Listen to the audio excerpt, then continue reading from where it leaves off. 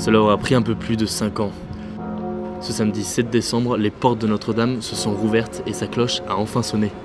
À l'occasion de cette journée historique, un dispositif hors norme inspiré de celui des Jeux Olympiques. Des milliers de forces de l'ordre quadrillent l'ensemble de ce périmètre. Seuls les riverains et les personnes accréditées peuvent y accéder. Ouais, et tout autour du périmètre de sécurité, on a croisé pas mal de Parisiens, un peu déboussolés par la situation, mais aussi des touristes qui viennent de France, mais aussi de l'étranger. I love France, that's all I'm saying. When it opens, we'll go inside and visit the inside of the cathedral. La réouverture de Notre-Dame, c'est vraiment quelque chose qui est beaucoup d'émotions pour les bouquinistes.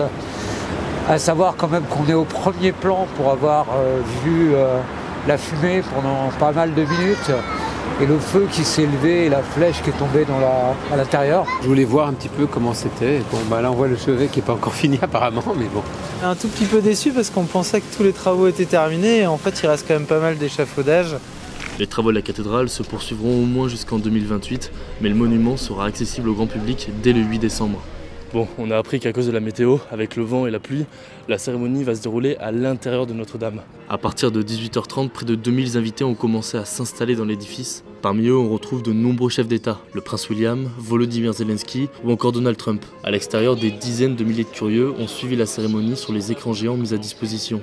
Là, c'est magnifique. J'ai beaucoup d'émotions et je suis tout simplement heureuse. C'est fabuleux, c'est un moment dans sa vie. On pourrait dire on a assisté à la réouverture, à la deuxième vie en fait, qui a été donnée à Notre-Dame de Paris. La cérémonie débute par l'ouverture des portes de la cathédrale. S'ensuit un hommage aux pompiers et aux artisans du chantier, une allocution d'Emmanuel Macron, puis enfin une messe, la première depuis 5 ans.